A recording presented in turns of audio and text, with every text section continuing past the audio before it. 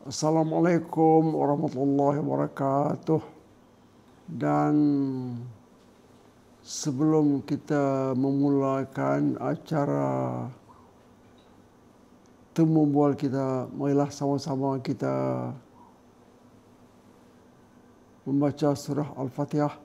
Dan untuk ini tafakur untuk 3 minit untuk anak-anak kita, anak-anak Surah Al-Iman yang telah menerima panggilan Allah lebih awal daripada kita. Al-Fatihah. Bismillahirrahmanirrahim. Ar-Rahmanir-Rahim. Maliki yaumiddin. Iyyaka na'budu wa iyyaka nasta'in. Ihdinas siratal mustaqim. Siratal ladzina an'amta 'alaihim ghairil maghdubi 'alaihim waladdallin. Amin. Dan marilah sama-sama kita berdoa. Mudah-mudahan roh-roh mereka ditempatkan di tempat ahli-ahli syurga. Dan untuk keluarga kita berdoa, mudah-mudahan mereka dapat menerima ujian Allah yang amat besar ini. InsyaAllah segala-galanya hak Allah kita terima dan bersyukur. Dan di kaki, berguru kepala ajar seperti bunga kembang tak jadi. Inilah pesanan saya kepada guru dan juga pelajar. Terima kasih. Ilmu,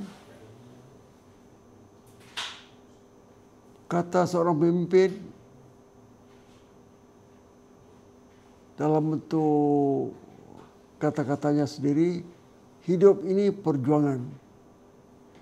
Senjatanya ialah ilmu dan pengetahuan. Seorang pemimpin pelajar pernah berulang-ulang mengatakan ini. Hidup ini ialah perjuangan, senjatanya ialah ilmu dan pengetahuan. Itulah yang saya nak tekankan kepada pelajar dan juga orang-orang Malaysia. Tanpa ilmu kita tak sampai ke mana-mana. Islam saya pun menekankan.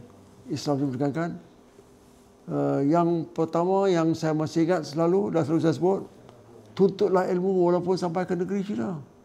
Dia suruh belajar walaupun sampai ke negeri China. Bukan dia suruh belajar hal agama. Belajar agama tak apa, tak belajar. Tapi di China waktu itu banyak kemajuan sains dah ada. Ubat bedil misalnya dah ada. Dakwah dah ada. Jadi dia suruh belajar pula tu.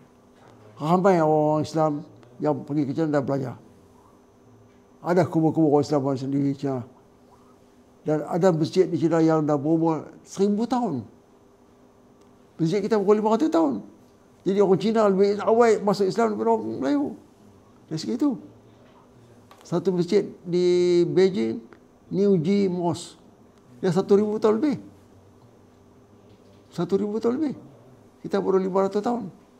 Dia lebih jauh. Dan satu lagi juga pandangan Islam untuk berjaya di dunia dengan ilmu. Nak berjaya di akhirat pun dengan ilmu. Nak berjaya kedua-duanya sekalipun dengan ilmu juga. Jadi ilmu lah puncanya. Carilah ilmu. Carilah ilmu. Terima kasih Tun. Ya, sama-sama. Untuk berbicara dengan kita, berkongsi pengalaman untuk semua. Jadi kami dapat banyak pengetahuan daripada input daripada Tun semua. Terima kasih. Sama-sama. Ya.